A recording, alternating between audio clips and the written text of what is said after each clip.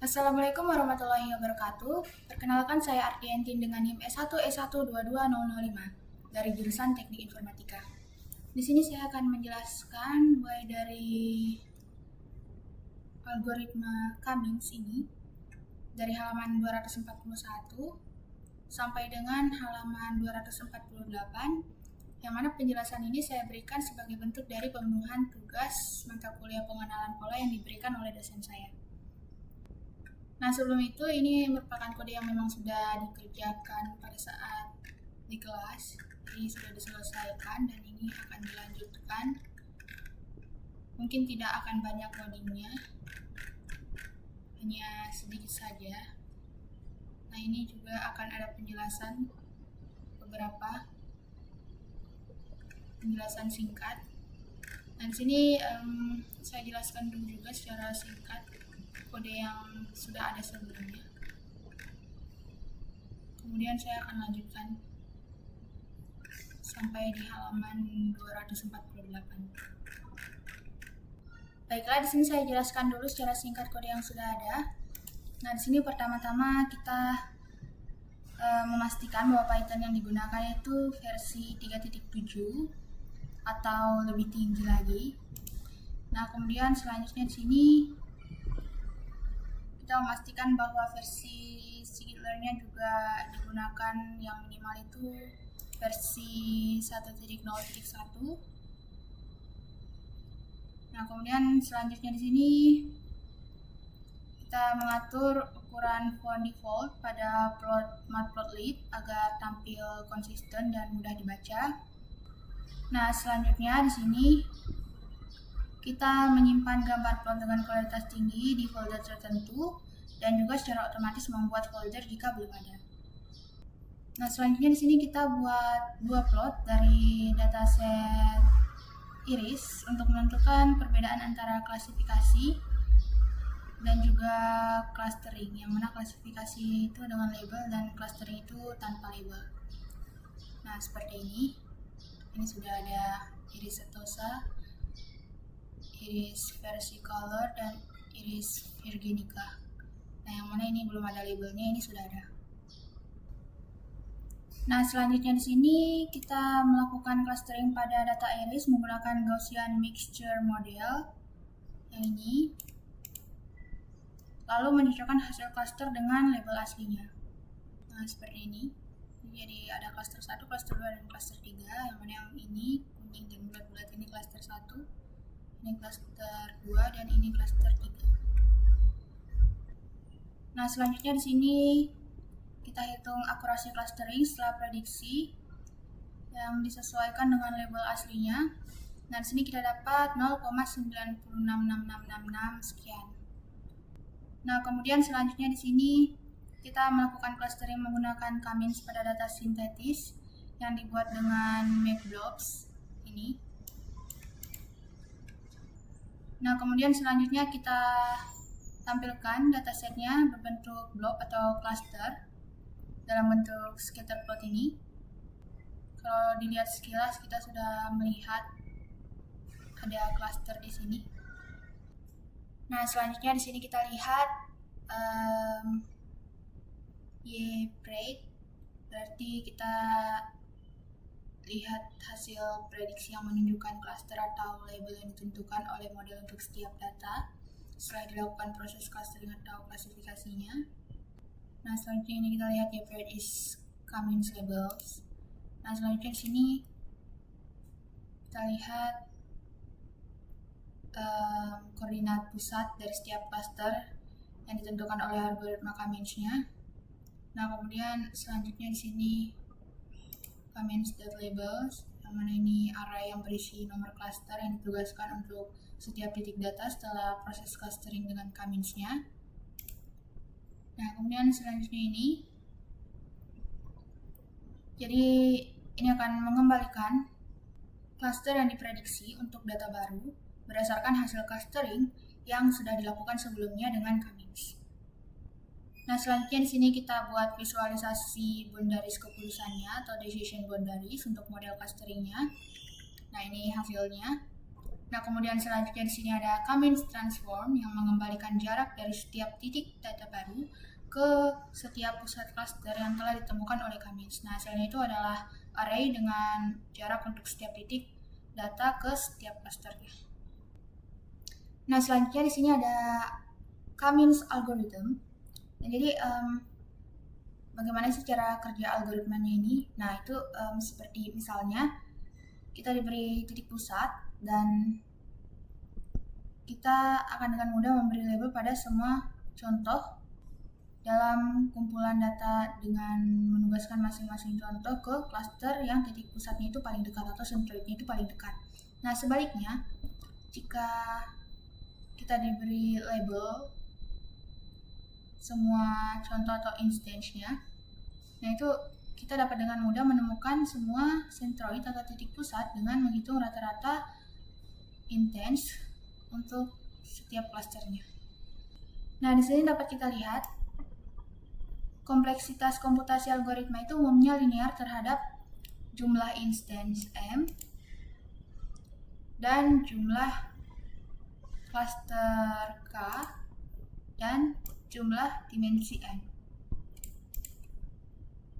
Nah, selanjutnya di sini ada figure. Jadi ini akan saya tampilkan dulu, mungkin saya akan menuliskan dulu kode-kode yang ada di sini. Kemudian saya akan lanjut untuk menjelaskan.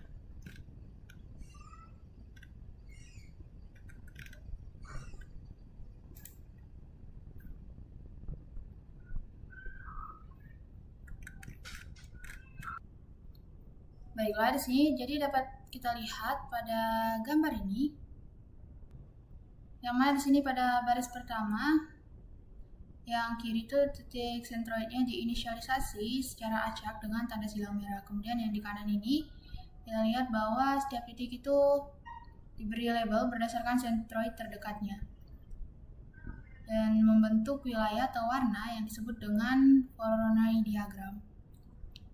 Nah, selanjutnya di sini pada baris kedua sentroidnya diperbarui berdasarkan dengan rata-rata posisi titik dalam klaster masing-masing dan data di label ulang sesuai dengan sentroid baru. Nah, kemudian selanjutnya di sini baris ketiga, proses iteratif itu berlanjut dengan pembaruan posisi sentroid dan pelabelan ulang hingga posisi sentroidnya stabil atau tidak berubah lagi. Nah, di sini dapat kita lihat walaupun algoritma itu dijamin konvergen atau converge, ini mungkin tidak konvergen ke solusi yang tepat. Jadi ia mungkin konvergen ke optimum lokal. Konvergen atau tidaknya itu bergantung pada inisialisasi sentroidnya. Yang mana di sini pada gambar itu menunjukkan dua solusi suboptimal yang dapat dicapai oleh algoritma jika kita tidak beruntung dengan langkah inisialisasi acaknya, random initialization-nya. Nah, ini a solution, dan kemudian di sini solution 1, solution 2, dan ini with a different random ini. Nah, selanjutnya di sini ada centroid initialization methods. Nah, jadi jika kita kebetulan tahu kira-kira di mana centroid itu harusnya berada, maka kita dapat mengatur inisiasi hyperparameter ke array NumPy yang berisi dengan daftar centroidnya dan atur ke ninit ke 1. Nah, jadi seperti ini kodenya. Nah, seperti ini. Kemudian solusi lainnya, kita dapat menjalankan algoritmanya beberapa kali dengan inisialisasi acak yang berbeda dan mempertahankan solusi terbaik. Nah, jumlah inisialisasi acak itu dikontrol oleh init hyperparameter secara default itu semua dengan 10, yang berarti bahwa seluruh algoritma yang dijelaskan sebelumnya itu berjalan 10 kali saat kita memanggil fit. Dan scikit-learn akan menyimpan solusi terbaiknya. Nah, di sini tadi ini merupakan solusi terbaiknya. Saya juga sudah coba untuk run beberapa kali. Nah, di sini dapat kita lihat K-means inersianya 211,589 sekian, dan K-means score-nya itu sama juga dengan di buku, itu min 211,598 sekian. Nah, di sini dapat kita lihat score method itu mengembalikan negatif inersia itu karena prediktor score method selalu mematuhi aturan dari scikit-learn, yang mana itu greater is better atau artinya semakin besar semakin baik. Jika suatu prediktor lebih baik dari yang lain, score method ini harus mengembalikan skor yang lebih besar. Dan sini dapat kita lihat sebuah peningkatan penting dari K-means algorithm, yaitu ada langkah inisialisasi cerdas yang cenderung memilih titik pusat yang berjauhan satu sama lain, dan peningkatan ini membuat algoritma K-means jauh lebih kecil kemungkinan untuk menyatu ke solusi suboptimalnya. Nah, ini berikut K-means plus initialization algorithm. Nah, pertama di sini ambil satu centroid, kemudian pilih secara acak dari kumpulan data.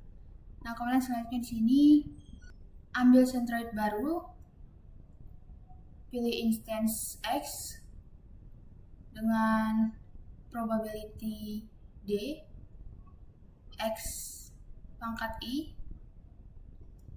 kuadrat per sigma mj dengan j-nya sama dengan 1 d x pangkat j kuadrat, di mana dx pangkat itu distance antara instance x dan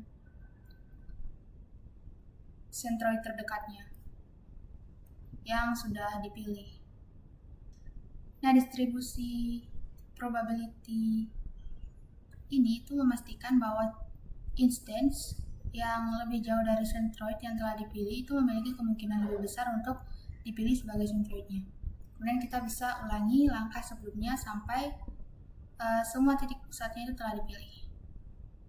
Nah, di sini dapat kita lihat bahwa K-means kelas itu menggunakan metode inisialisasi secara default. Selanjutnya di sini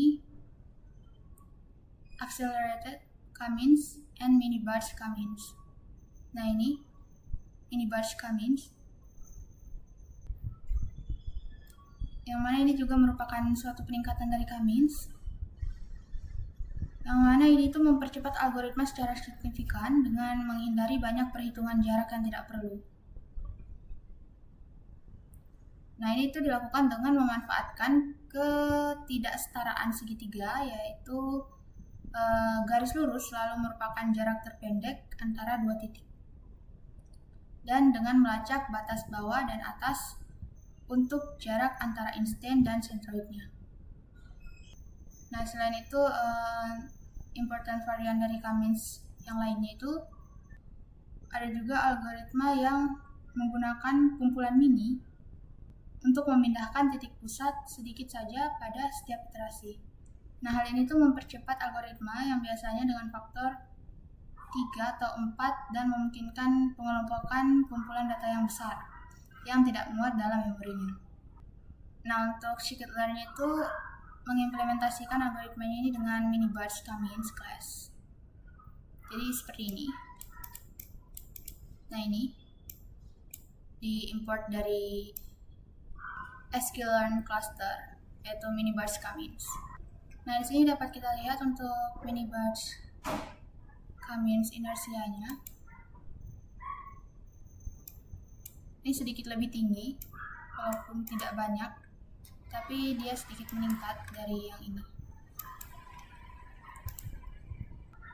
Nah, selanjutnya di sini dapat kita lihat jika dataset tidak muat di memori, pilihan yang paling sederhana itu adalah menggunakan memap class, seperti yang dilakukan pada PCA pada chapter 8. Nah, ini tidak perlu dibahas chapter 8-nya. Atau alternatifnya kita bisa meneruskan satu mini batch pada partial fit method, tapi akan memerlukan lebih banyak pekerjaan karena kita perlu melakukan beberapa inisialisasi dan memilih sendiri yang terbaik.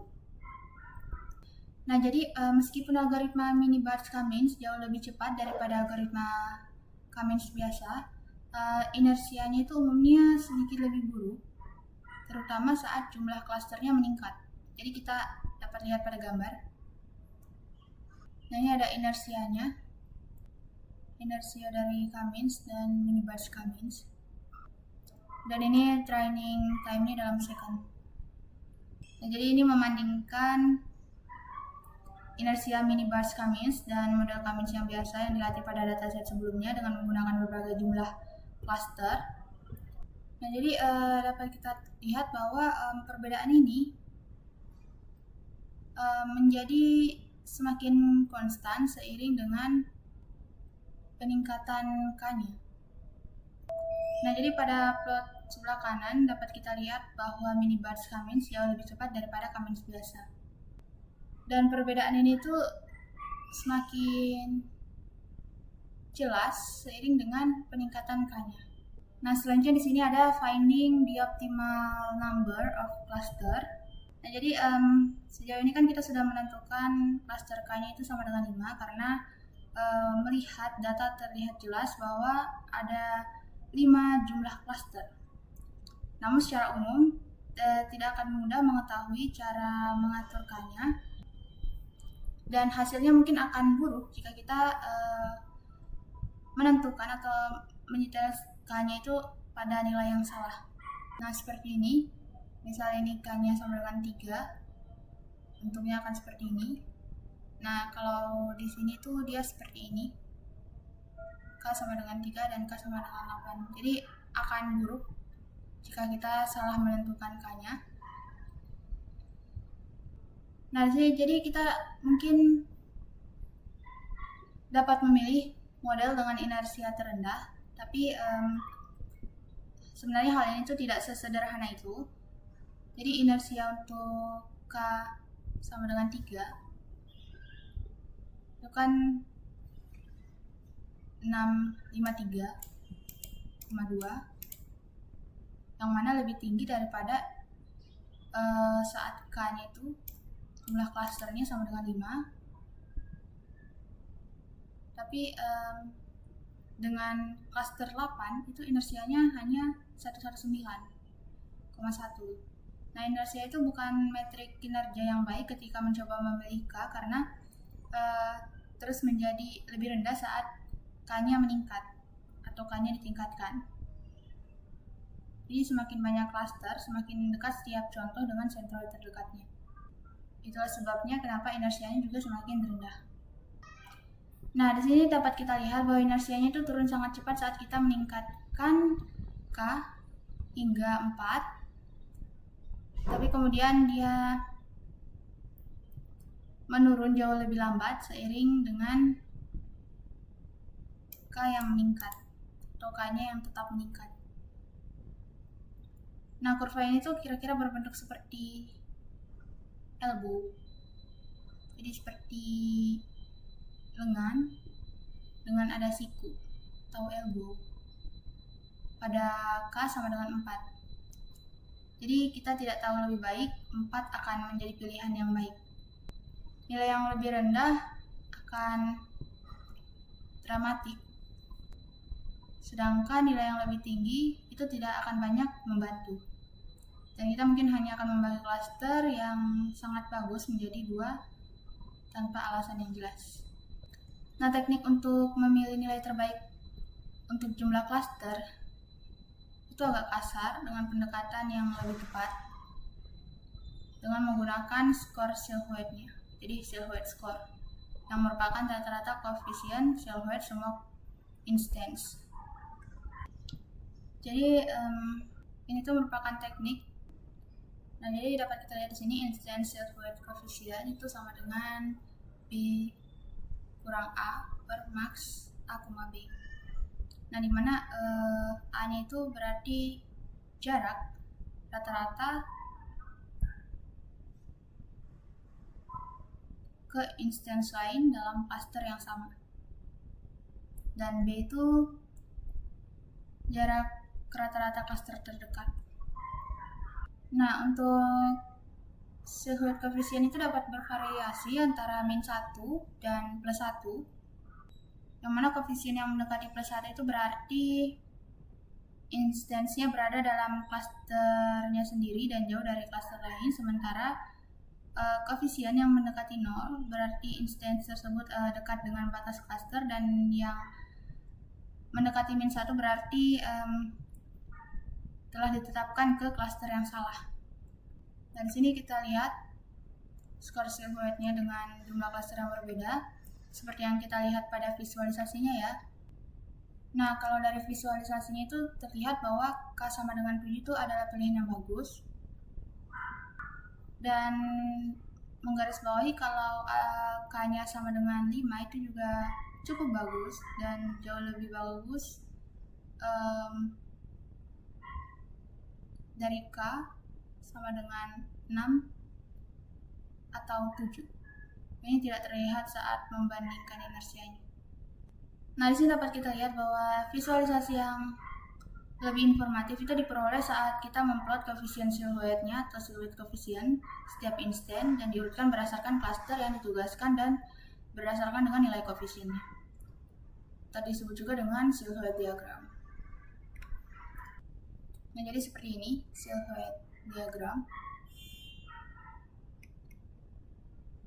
Nah, begini.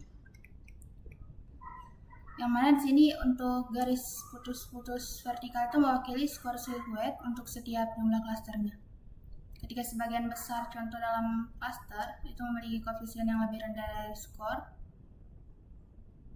yaitu banyak instance yang berhenti sebelum garis putus-putus atau berakhir di sebelah kiri garis putus-putus itu, maka klaster tersebut agak buruk. Karena ini berarti instance terlalu dekat dengan klaster lain. Kalau di sini terlihat yang cukup bagus itu di K sama dengan 4. Kalau di sini K sama dengan 5 juga cukup bagus, tapi di sini agak kurang. Justru yang paling bagus itu di K sama dengan 4. Nah, mungkin kalau dari gambar ini itu akan lebih bagus jika menggunakan K sama dengan 5, tapi mungkin kalau dari sini itu lebih bagus mungkin menggunakan K sama dengan 4. Karena semuanya mencapai dengan garis ini. Nah, kalau di sini kita lihat ketika K sama dengan 3 itu kan dan K sama dengan 6 itu klasternya buruk. Kemudian ketika K-nya itu sama dengan 4 dan K sama dengan 5 itu cukup bagus kalau untuk di sini. Kalau di sini cuma K sama dengan 4 aja yang bagus, yang cukup bagus. Namun di sini ukuran yang K5 itu lebih konsisten atau lebih bagus dibandingkan dengan yang K sama dengan 4. Yang K sama dengan 5 itu lebih memiliki ukuran yang mirip untuk semua klasternya. Jadi meskipun skor dari K sama dengan 4 ini lebih besar daripada K sama dengan 5, tapi karena size-nya di sini hampir mirip atau semua terlihat sama dibandingkan dengan ini, maka K sama dengan 5 ini merupakan pilihan yang terbaiknya. Dan K sama dengan 4 ini mungkin bukan pilihan yang terbaik.